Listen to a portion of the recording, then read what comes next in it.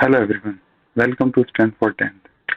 अब लास्ट हमारी वीडियो जो थी उसमें हमने वहाँ एक्सरसाइज 1.1 कर ली थी। ठीक है, लास्ट के 2 क्वेश्चन बचे थे। अब यहाँ बचे हुए 2 क्वेश्चन हम कंप्लीट करेंगे और फिर 1.2 स्टार्ट करेंगे। ठीक है, आई होप लास्ट वीडियो में आपको एक्सप्लेनेशन क्लियर हो गया होगा। बाकी अगर किसी को कोई डाउट हो तो कमेंट सेक्शन में बता दें, मैं फिर नेक्स्ट वीडियो में कवर अप कर लूँगा। ओके, नाउ स्टार्ट करते हैं यहाँ पे।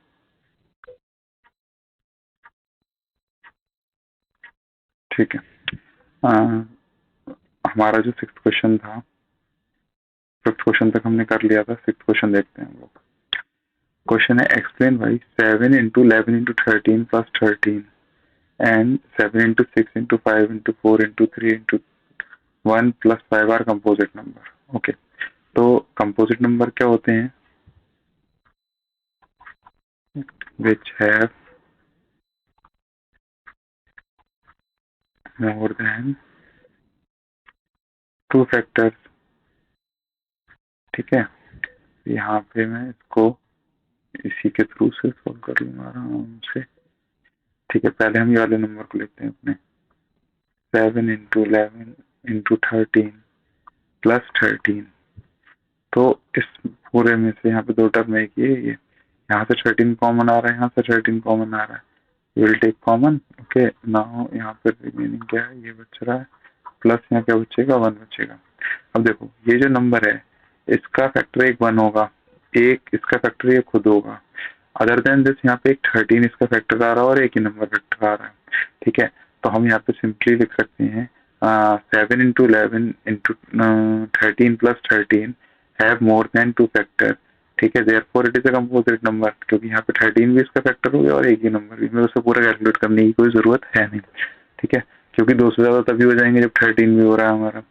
नेक्स्ट हमारा क्या है इसमें, सेम इस तरीके से हम करेंगे 7 into 6 into 5 into 4 into 3 into 2 into 1 plus 5। तो यहाँ देख रहे हो, यहाँ से 5 और यहाँ से भी 5 कॉमन आ रहा है, तो हमारा 5 हम यहाँ लिख लेंगे और बचेगा हमारा क्या, 7 into 6 into 4 into 3 into 2 into 1 plus 1। ठीक है, तो इस नंबर का भी एक फैक्टर, ये खुद पूरा नंबर ये होगा और 1 होगा। अदर देन दिस यहाँ 5 भी इसका फैक्टर हो गया और ये पूरा भी इसका फैक्टर हो गया। ठीक है, तो इसके भी मोर देन 2 फैक्टर हो गए, यही हम आंसर में लिखेंगे। ठीक है, these both number have more than 2 factors, therefore they are composite numbers. Now अब ये जो अगला क्वेश्चन आ रहा है ये काफी इंपॉर्टेंट है एग्जाम्स के लिए। इस टाइप के क्वेश्चन काफी ज्यादा आते हैं, वर्ड प्रॉब्लम। ये मैं जब पूरी एक्सरसाइज खत्म हो जाएगी उसके बाद एडिशनल बुक से भी मैं कराऊंगा इसके क्वेश्चन, और प्रीवियस ईयर के जो इस तरीके के आ रखे हैं वर्ड प्रॉब्लम। अब इसको फर्दर कंटिन्यू करने से पहले एक बात ध्यान करो, मैंने जब बताया था लास्ट वीडियो में कि एलसीएम जो होता है 2 नंबर का वो हमेशा क्या होता है, ग्रेटर होता है देन बोथ नंबर। और जो मेरा एचसीएफ होगा ये क्या होगा, स्मॉलर देन बोथ नंबर। ठीक है, अब हम इसी बेसिक प्रिंसिपल के थ्रू इन क्वेश्चन वर्ड प्रॉब्लम को करने का कोशिश करेंगे। ठीक है, देखो यहाँ पे there is a circular path. Okay,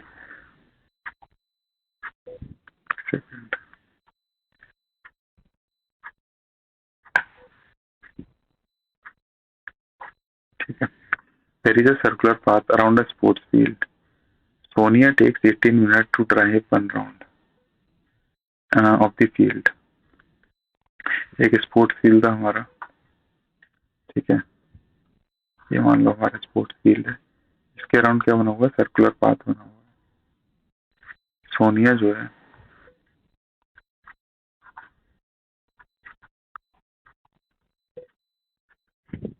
Sonia को कितना टाइम लग रहा है, 18 मिनट लग रहे हैं to complete 1 round around the circular sport field. और रवि है हमारा ये। ठीक है, इसको कितनी देर लग रही है, 12 मिनट लग रहे हैं एक राउंड कंप्लीट करने में। स्टार्टिंग पॉइंट मान लो हमारा ये है, यहाँ से इन दोनों ने स्टार्ट करा। ठीक है, और अब ये पूछ रहा है नेक्स्ट टाइम कब ये दोनों एक साथ आएंगे। ठीक है, suppose they both start at the same point and at the same time and go in the same direction. After how many minutes will they meet again at the starting point, कितने minute बाद वो दोबारा starting point पे मिलेंगे। यहाँ पे इसको further solve करते हैं हम अगले ब्लैंक पेज पे। हाँ, तो यहाँ पे एक बात सोचो, जब सोनिया की बात करता हूँ मैं, ये फर्स्ट राउंड कितने मिनट में कंप्लीट कर रही है? 18 मिनट में। सेकंड राउंड कितने में? 36 मिनट में कंप्लीट करेगी। ऐसे ही रवि मेरा है जो ये फर्स्ट राउंड कितने में कर रहा है? 12, सेकंड 24 और थर्ड कंप्लीट करेगा 36 मिनट। तो ये 36 मिनट जब होंगे तो रवि और सोनिया मतलब दोनों ने स्टार्ट सेम टाइम पे करा था। रवि तब तक 3 राउंड पूरा कर चुका होगा, लेकिन उससे हमें मतलब नहीं है, ठीक है। हमें मतलब है टाइम से कि नेक्स्ट टाइम वो कब मिलेंगे। तो 36 मिनट बाद दोनों कहाँ पे होंगे? हमारे स्टार्टिंग पॉइंट पे होंगे, ठीक है, और साथ में होंगे, ठीक है, वो दोनों ने सेम टाइम पे स्टार्ट करा था। अब ये एक तरीका था हमारा सॉल्व करने का, लेकिन अब इतना टाइम एग्जाम में होगा नहीं, तो हम सिंपली क्या करेंगे, हम क्वेश्चन में देखेंगे यहाँ पे हमसे क्या पूछा था। उसने कहा था कि टाइम बताओ कितनी देर बाद वो मिलेंगे। एक बार बताओ, जब इन्होंने स्टार्ट करा था, इसको एक राउंड कंप्लीट करने में 18 मिनट लग रहा था, इसको एक राउंड कंप्लीट करने में 12 मिनट लग रहा था। अब जो जब ये लोग आगे फ्यूचर में मिलेंगे वो टाइम 18 मिनट और 12 मिनट से तो ज्यादा होना है, ठीक है। तो सीधी सी बात है, और हमारा एलसीएम होता है ये दोनों नंबर से हमेशा क्या होता है? ज्यादा होता है। तो इसीलिए इस क्वेश्चन में डायरेक्टली मैं, अगर मुझको नहीं आ रहा है, अगर मुझे जल्दी करना है, तो सिंपली इस तरीके से मैं समझ सकता हूँ कि जो मुझको आंसर चाहिए कि नेक्स्ट टाइम कब मिलेंगे, वो टाइम 18 मिनट और 12 मिनट से ज्यादा होगा। सही है। तो यहाँ पे हमें क्या निकालना होगा? एलसीएम। ऐसी किसी वर्ड प्रॉब्लम में जो हमको आंसर चाहिए वो जो गिवन वैल्यूज हैं, ठीक है, उससे कम आने वाला है, ठीक है, तो उस केस में हम क्या निकालेंगे? एचसीएफ, ठीक है। इसीलिए हमको ध्यान रखना है एलसीएम जो होता है हमेशा बड़ा होता है 2 नंबर से। तो यहाँ सिंपली मैं इन दोनों का एलसीएम निकाल लूंगा, 18 और 12 का, ठीक है।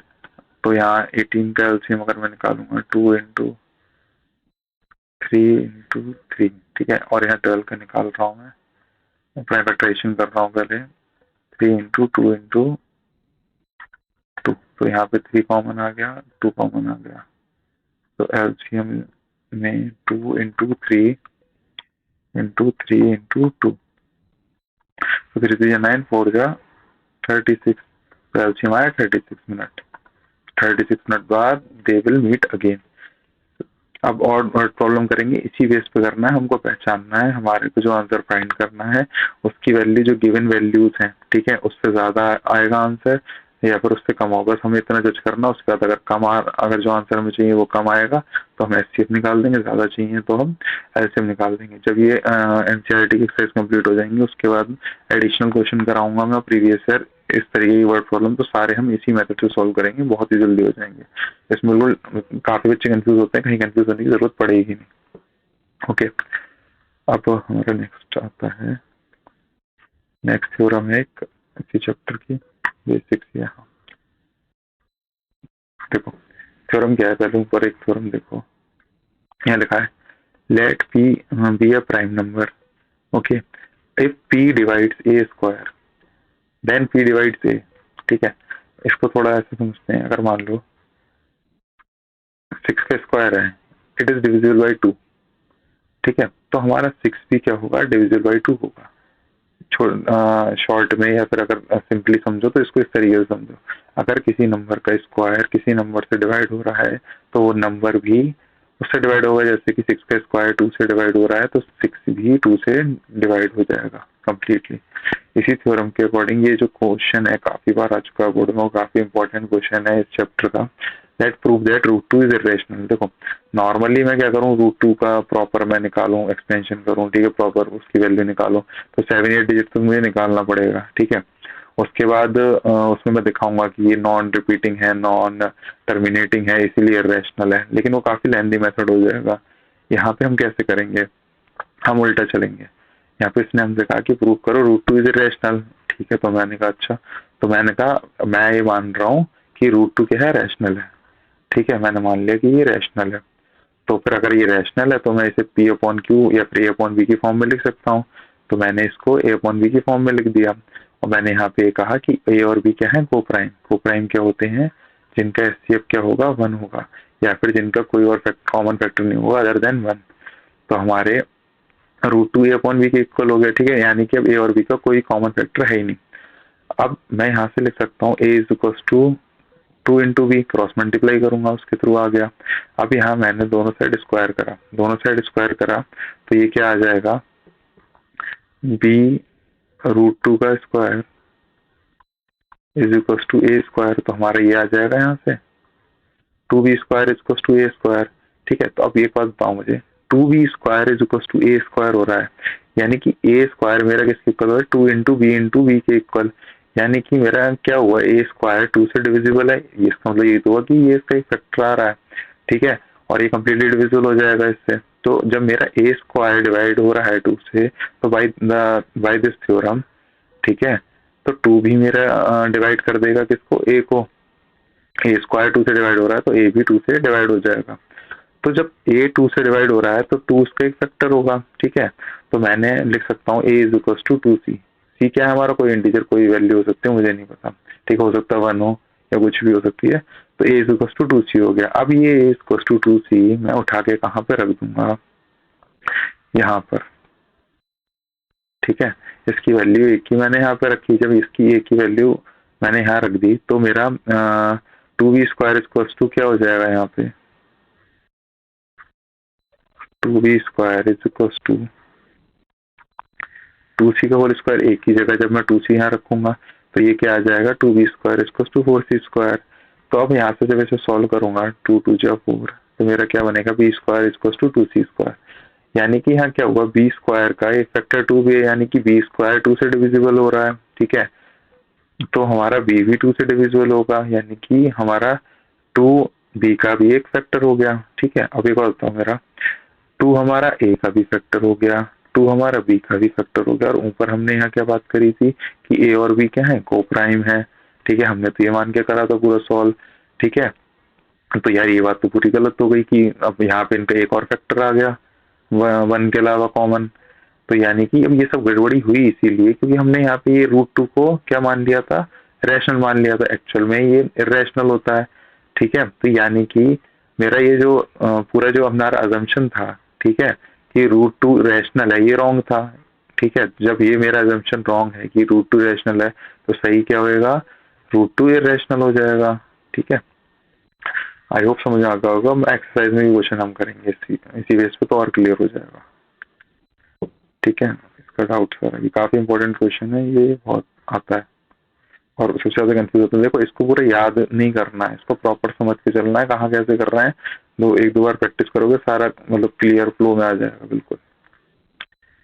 नेक्स्ट हमारा, हाँ, यहाँ पे फर्स्ट क्वेश्चन आ रहा है, प्रूव दैट रूट 5 इज इटरेशनल। तो हम इसको यहाँ सॉल्व करते हैं, ठीक है। सेकंड,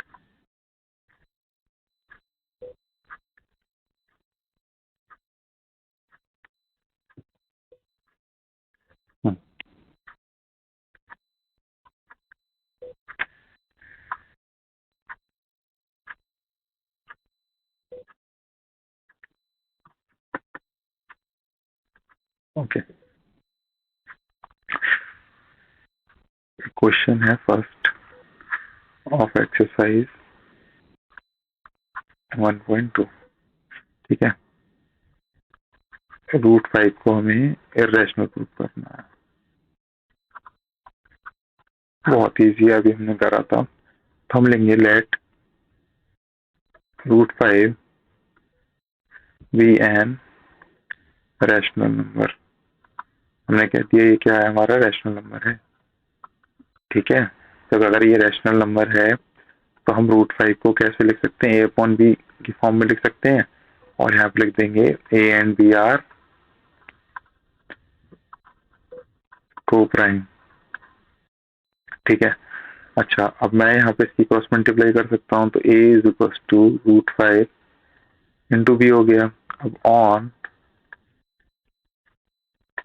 स्क्वायरिंग बोथ साइड्स, ये हो जाएगा A square equal to 5b square. यार इसका मतलब क्या हुआ कि एक स्क्वायर का एक फैक्टर क्या है, 5 है, तो हमारा ए स्क्वायर is divisible by 5, तो by theorem A is also divisible by 5, तो हम A is equals to 5C लिख सकते हैं।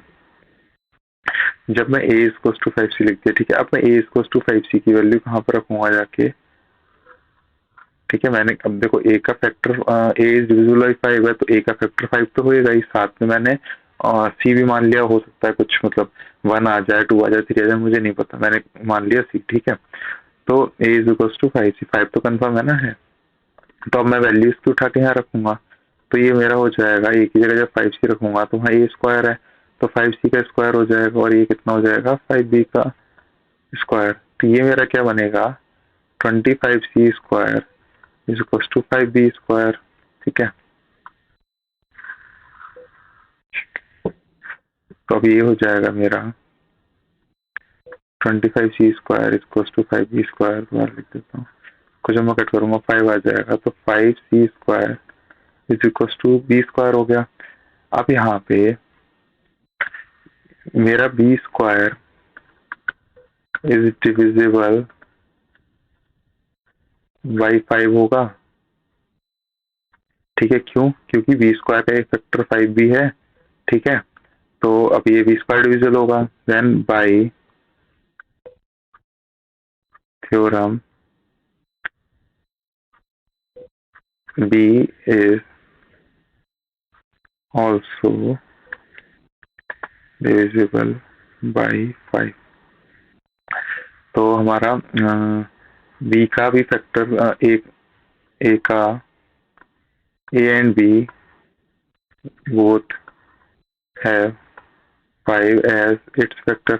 ये 5 हमारा B का भी फैक्टर हो गया और A का भी फैक्टर हो गया, ठीक है। लेकिन हमने यहाँ क्या माना था कि A और B क्या है, को प्राइम है, तो हमारी ये बात क्या हो गई, गलत हो गई, ठीक है। अब ये सब हुआ क्यों? क्योंकि जो हमने √5 को रैशनल मान लिया था, इसकी वजह से सारी गड़बड़ी हुई। यानी कि जो हमने √5 को रैशनल माना था, तो वो बात गलत है, यानी कि क्या है, √5 रैशनल है। तो हम यहाँ पे लिख देंगे दिस कॉन्ट्रडिक्ट द फैक्ट, ठीक है, that A and B are coprime, ठीक है। Therefore this also contradict that √5 is a rational number, okay, तो it is irrational number। चलो अब नेक्स्ट क्वेश्चन देखते हैं क्या होता है एक्सरसाइज का।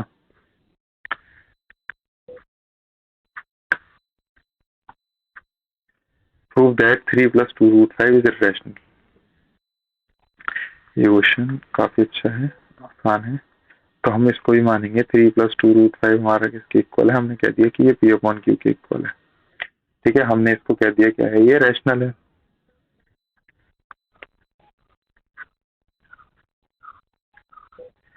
3 + 2√5 इज रैशनल।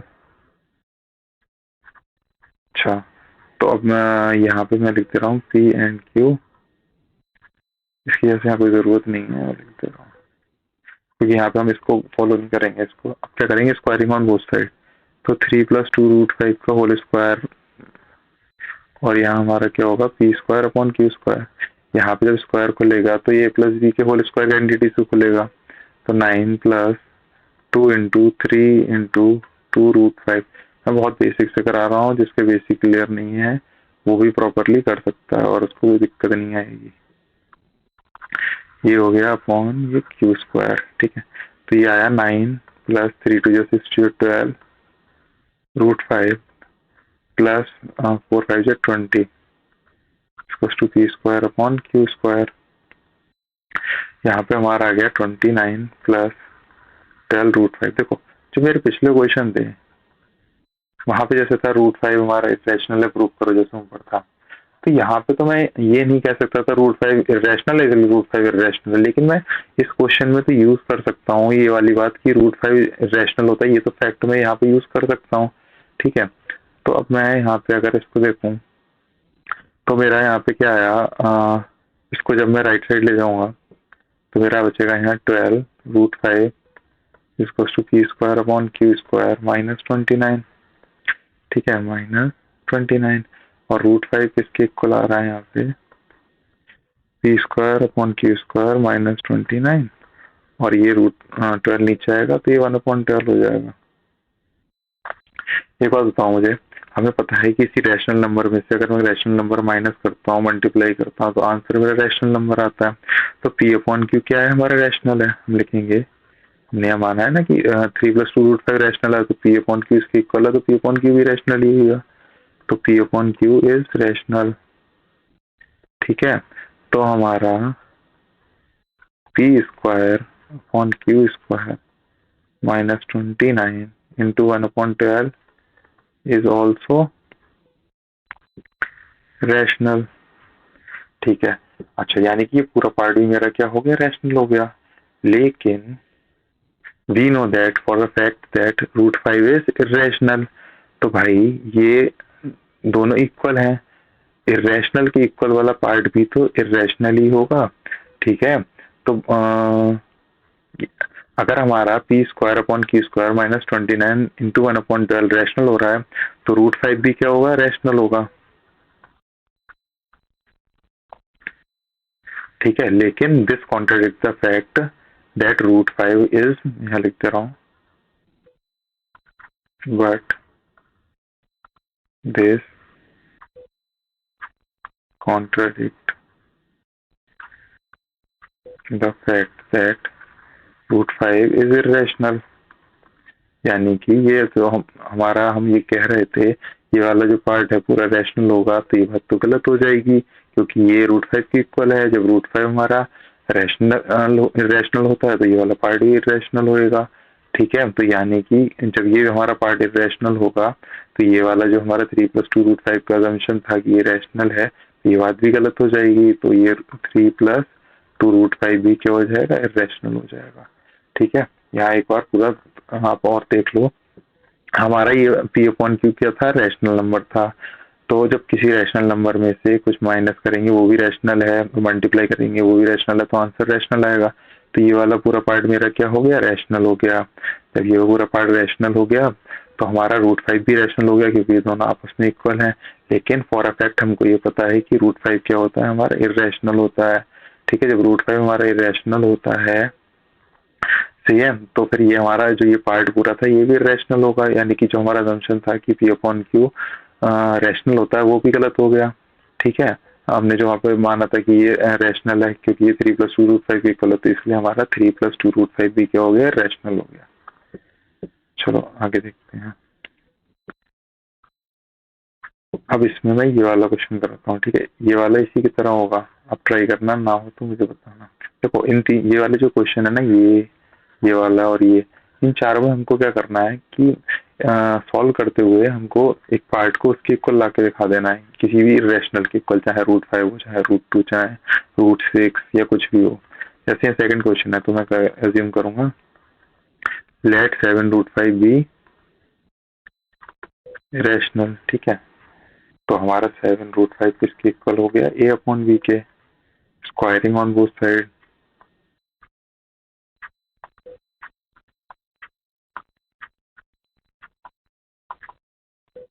तो आपका यहाँ पे होगा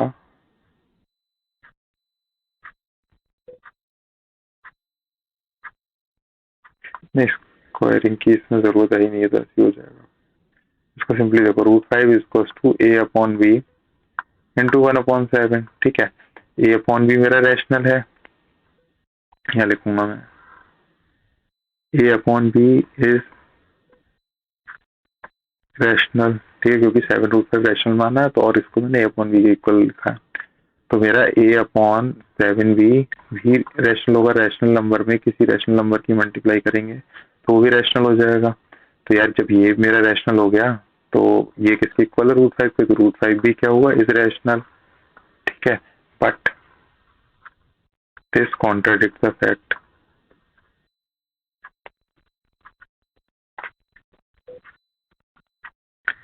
दैट √5 इज इरेशनल। ठीक है, तो यहाँ पे हमारा जो a/b है, √5 इरेशनल हुआ और ये किसके इक्वल है, a/7 b के इक्वल है, तो यानी कि a/b भी क्या होगा, ये पूरा पार्ट भी हमारा इरेशनल होगा, यानी a/b भी इरेशनल होगा और इसीलिए 7√5b इरेशनल होगा। ठीक है, आई होप ये क्लियर हो गया होगा आपको। बहुत ही आसान है, फ्लो में करना है हमने, जैसे बस कुछ नहीं करना है इन वाले क्वेश्चनों में, किसी रैशनल नंबर के इक्वल बाकी सारे पार्ट को दिखा देना है क्वेश्चन को, अपने आप ये प्रॉपर्ली सॉल्व हो जाएगा। अब नेक्स्ट वीडियो में हम क्या करेंगे, अगर किसी को ये वाला लास्ट वाला ना आए, ये नहीं आया तो मुझे बताना, मैं उसको कवर कर लूंगा। ठीक है, एक्सप्लेन कर दूंगा, कमेंट में बता देना। बाकी हम क्या करेंगे नेक्स्ट वीडियो में, जो वर्ड प्रॉब्लम है, ठीक है, एलसीएम एचसीएफ वाली, वो सॉल्व करेंगे। ठीक है, बाकी इसमें क्यूब वाला एक क्वेश्चन होता है, ठीक है, वो मैं करवाऊंगा, और अगर अलग से कुछ दिखेगा टफ सा वो करवा दूंगा। ठीक है, बाकी प्रीवियस ईयर के क्वेश्चन मैं वो भी थोड़े बहुत कवर करूंगा नेक्स्ट वीडियो में। ठीक है, साइंस की वीडियो आ जाएगी कल, उसको भी आप चेकआउट कर लेना और अपने फ्रेंड्स से जो 10th क्लास में उनके साथ शेयर कर देना। ठीक है, हम पूरा बोर्ड के अकॉर्डिंगली प्रिपेयर करवाएंगे पूरा सब कुछ।